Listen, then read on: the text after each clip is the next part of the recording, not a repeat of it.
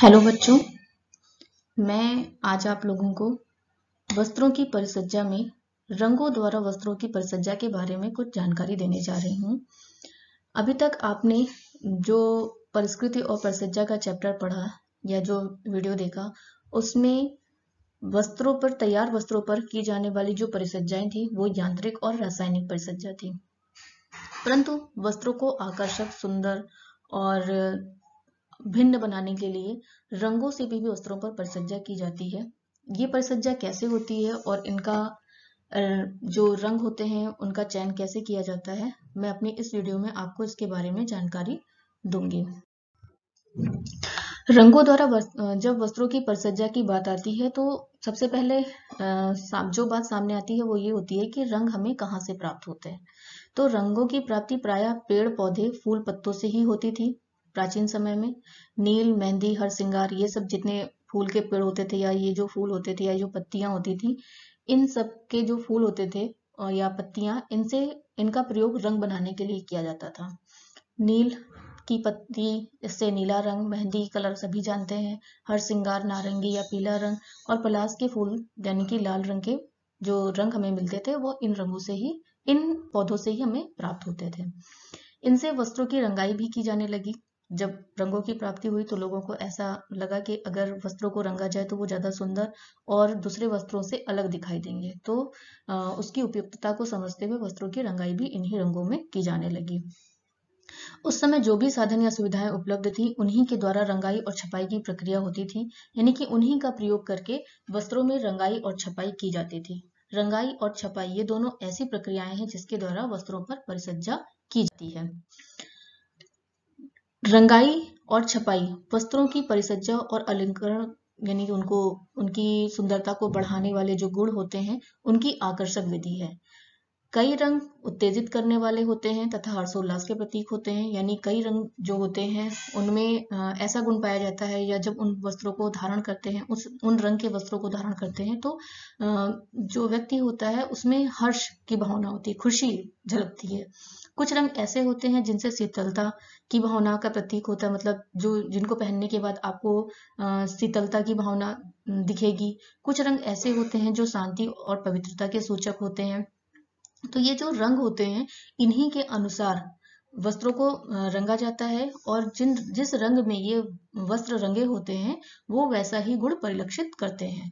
तो रंगों से वस्त्रों में भिन्नता और विविधता लाने का काम भी यहीं से स्टार्ट हुआ कि किस तरह से हम रंगों का प्रयोग करके वस्त्रों पर परिसज्जा कर सकते हैं और किस परिसज्जा द्वारा हम वस्त्र का कौन सा गुण दिखा सकते हैं।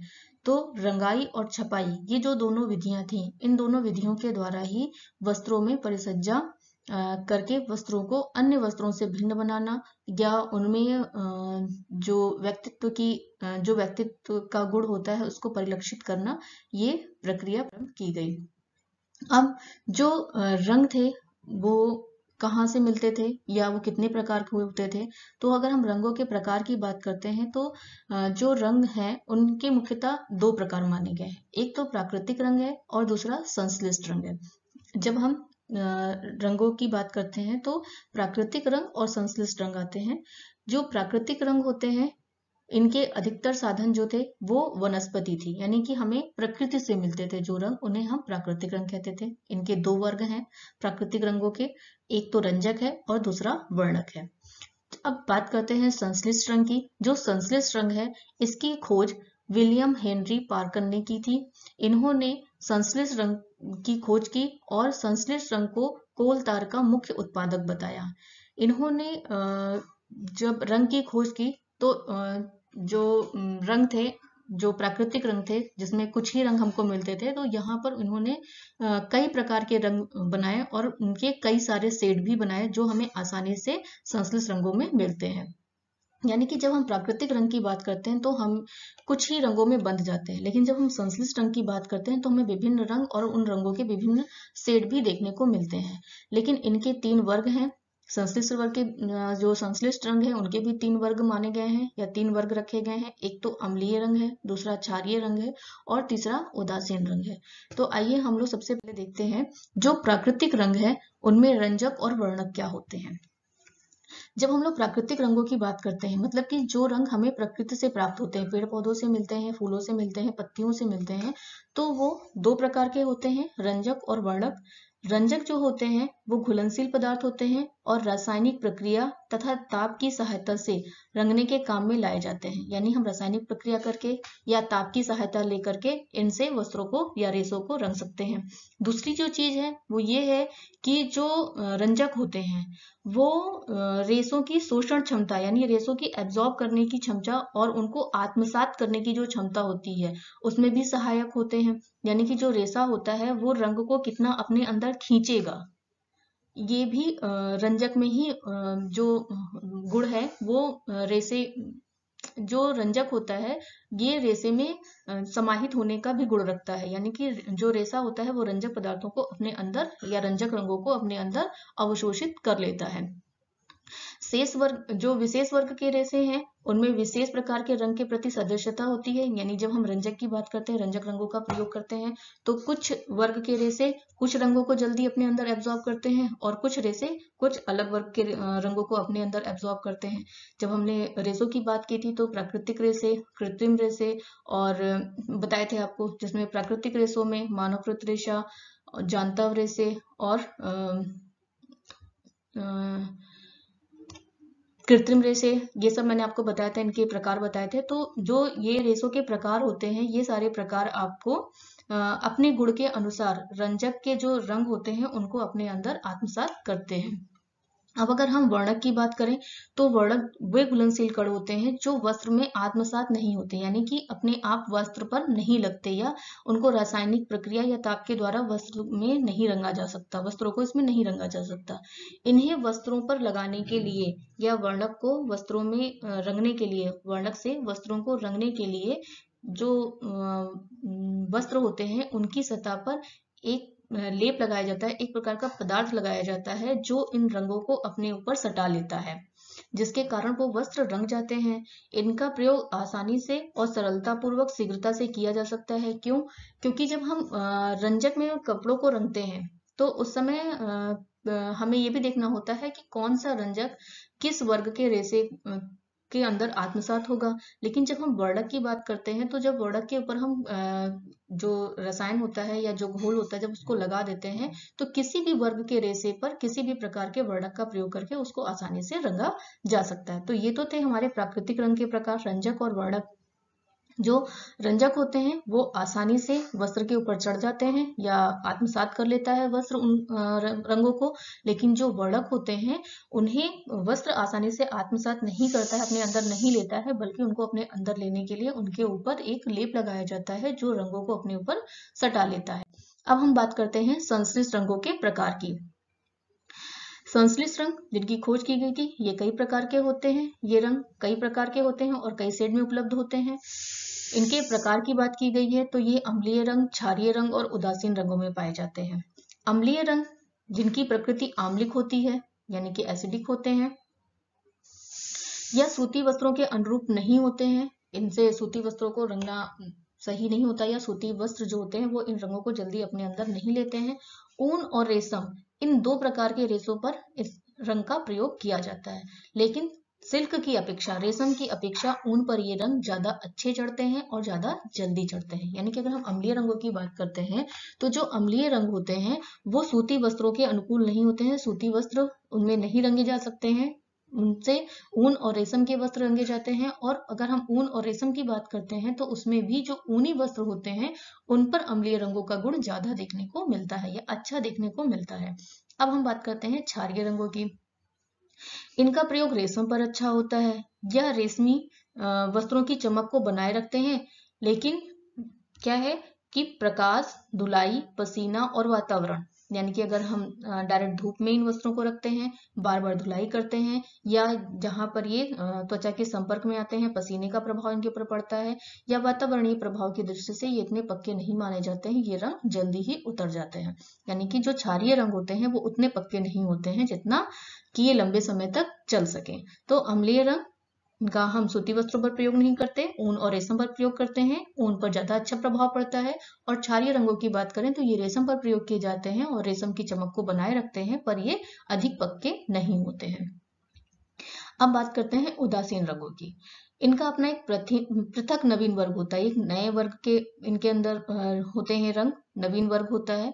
ये रंग कपास, रेयान और लिनन यानी कि जितने हमारे वानस्पतिक रेशे थे उनको रंगने के काम में आते हैं, उन रेशों के अनुकूल होते हैं। रेयॉन जो कि प्राकृतिक और रासायनिक रेशों का मिश्रण है, जिसको हम लोग मानवकृत रेशा कहते हैं, वो भी उदासीन रंगों में ही रंगा जाता है।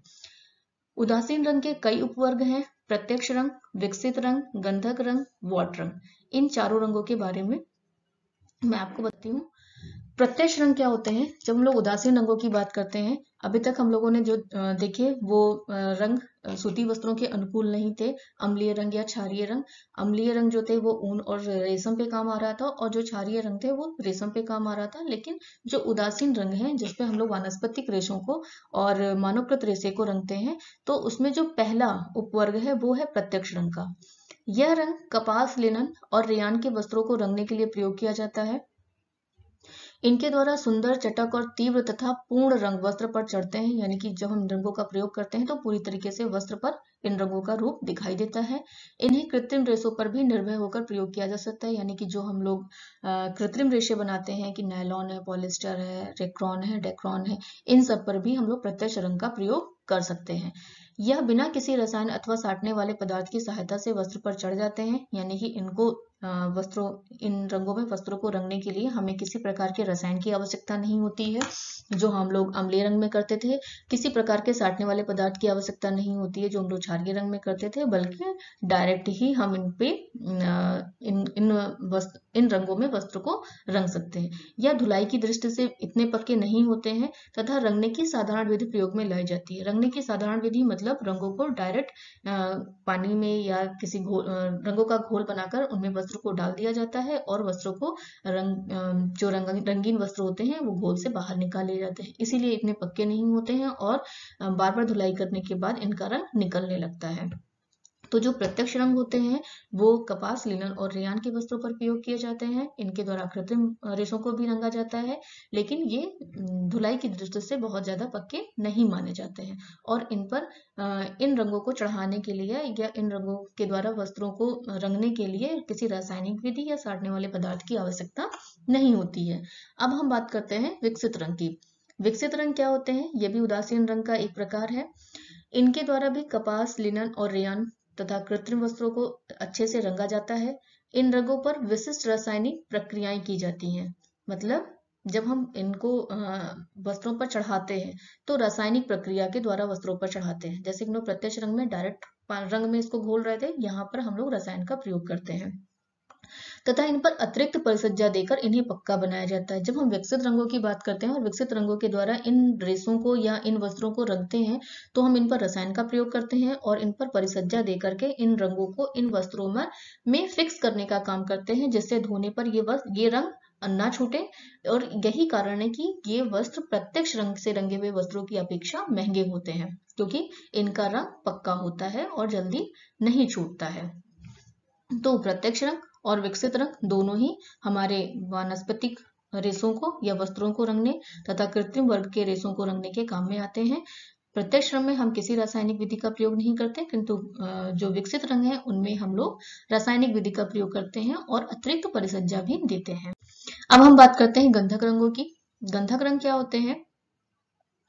ये रंग भी कपास, लिनन, रेयान और कृत्रिम रेशों के अनुकूल होते हैं, यानी कि इनसे भी जो वानस्पतिक जगत के रेशे होते हैं या वानस्पतिक जगत के रेशों से बने हुए वस्त्र होते हैं उनको आसानी से रंगा जाता है। इन पर धुलाई, प्रकाश, पसीना आदि का कोई प्रभाव नहीं पड़ता है। ये महंगे होते हैं और इनसे मंद रंग तथा मोटे वस्त्र को रंगने का काम किया जाता है। जैसे कि ये बेसिकली उन कपड़ों को रंगा जाता है इस रंग में जो किसी फैक्ट्री में काम करने वाले वर्कर्स प्रयोग करते हैं। जैसे क्योंकि इन पर धुलाई का, प्रकाश का और पसीने का प्रभाव नहीं पड़ता, तो ये वस्त्र लंबे समय तक चलते हैं। जैसे किसी हम कह सकते हैं ड्रेस, यानी कि किसी विशेष ड्रेस के लिए, जैसे नेवी है और हमारी फैक्ट्री में जो खाकी के कपड़े यूज किए जाते हैं, या पुलिस के जो कपड़े हैं, या मतलब इस तरह के कपड़े जो थोड़े मोटे होते हैं और जिनका रंग मंद होता है, बहुत चटकीला नहीं होता है, जिसे हम लोग जिसे कि ये आसानी से क्या कह सकते हैं, जिसपे आसानी से पसीने का भी प्रभाव ना पड़े या जो धूप के प्रकाश में जल्दी बेकार ना हो, ऐसे वस्त्र इसमें रंगे जाते हैं। और इन रंगों को रंगने के लिए, इन रंगों में रंगने के लिए जो वस्त्र तैयार किए जाते हैं वो वस्त्र थोड़े मोटे होते हैं। इनमें बेसिकली ज्यादातर भूरा और गाढ़ा नीला और काला रंग ही प्रयोग में लाया जाता है। जो गंधक रंग होते हैं वो मोटे वस्त्रों को रंगने के काम में आते हैं, और इन पर जो रंग चढ़ाए जाते हैं यानी कि वो मंद रंग के होते हैं, और उन पर किसी भी प्रकार की धुलाई, प्रकाश और पसीने का प्रभाव जल्दी नहीं पड़ता है। अब वॉट रंग की बात करते हैं। वॉट रंग क्या होता है? ये उदासीन रंग का चौथा प्रकार है। यह रंग कपास, लिनन, रेयान और कृत्रिम रेशों के लिए प्रयोग में लाया जाता है। यह काम जब इस पे जब हम इन वस्त्रों को रंगते हैं, यानी कि जब वॉट रंग से वस्त्रों की रंगाई की जाती है, तब बंधकों की सहायता ली जाती है। जैसे कि मैंने पहले बताया था कि कुछ रंग ऐसे होते हैं जिनको की रेसे अपने अंदर आत्मसात नहीं करते हैं। उन्हें आत्मसात कराने के लिए उनके ऊपर एक लेप लगाया जाता है, एक पदार्थ सटाया जाता है जो रंगों को अपने अंदर बांध लेता है। तो वही बंधक इनके ऊपर लगाए जाते हैं। बंधक रेशों में सट जाते हैं और रंग को भी पकड़े रहते हैं। जब हम इनके ऊपर वो बंधक लगाते हैं या ये वो लेप लगाते हैं तो वो क्या करते हैं, रेशों के अंदर चले जाते हैं और रेशों पर लगने वाले रंग को अपने अंदर पकड़ लेते हैं, अपने अंदर उसको आत्मसात कर लेते हैं। इसलिए इन रंगों में पक्कापन होता है और अद्भुत टिकाऊपन होता है। यानी कि जो रंग, जिस रंग में ये वॉट रंग प्रयोग किया जाता है वो लंबे समय तक चलते हैं और जल्दी ये धोने से, सुखाने से या पसीने के प्रभाव से प्रभावित नहीं होते हैं। इनका प्रयोग बार बार धोए और सुखाए जाने वाले वस्त्रों पर होता है। यानी कि अगर हम वॉट रंग के वस्त्रों की बात करें तो इसमें वे वस्त्र आते हैं जिनको कि हम रोज के कपड़ों में प्रयोग करते हैं। जो हमारे कृत्रिम धागे से निर्मित वस्त्र हैं, या जो मिक्स कपास या मिक्स लिनन से बने वस्त्र होते हैं या रेयॉन होता है, इनसे जो बने वस्त्र होते हैं जिनको हम डेली यूज के लिए प्रयोग करते हैं, उनमें वॉट रंगों का ही प्रयोग करके रंगाई की जाती है, क्योंकि ये लंबे समय तक चलते हैं और बार बार धोने से ये रंग निकलते नहीं हैं। आज तो मैंने आपको अपने इस वीडियो में रंग हमें कहाँ से मिलते हैं, ये कितने प्रकार के होते हैं और किस तरह से हमारे वस्त्रों पर या रेशों पर ये आत्मसात होते हैं, और कौन से रंग ज्यादा लंबे समय तक टिकते हैं तथा कौन से रंग जल्दी अपना प्रभाव हटा लेते हैं, इसके बारे में बताया है। अपनी आगे आने वाली वीडियो में, यानी जो रंगों के द्वारा परिसज्जा है कि किस तरह से वस्त्रों पर रंगों से रंगाई और छपाई, ये दोनों परिसज्जाएं की जाती हैं, इसके बारे में जानकारी दूंगी। बच्चों, आप लोग अपने शॉर्ट नोट जो तैयार कर रहे हैं उसमें एक बात का ध्यान रखिएगा कि जो आपके क्वेश्चन है वो क्वेश्चन आपके इसी सिलेबस से मिलने वाला है। तो जो इसमें टॉप पॉइंट्स दिए गए हैं उन पॉइंट्स को आप ध्यान से पढ़िए, और अगर कोई चीज नहीं समझ में आती है तो प्लीज क्वेश्चन करिए, ताकि आपको वो चीज आसानी से समझ में आ जाए। और अगर आपको कहीं वीडियो में कोई दिक्कत हो रही है या फिर कुछ ऐसा लगता है कि कहीं मैं जल्दी बोल गई हूँ या कोई चीज मैं बताना भूल गई हूँ, तो उसको भी आप पूछ सकते हैं। उम्मीद है आपको चीजें समझ में आ रही होंगी, और आगे भी मैं कोशिश करूंगी कि आपको चीजें सही से समझ में आए। धन्यवाद।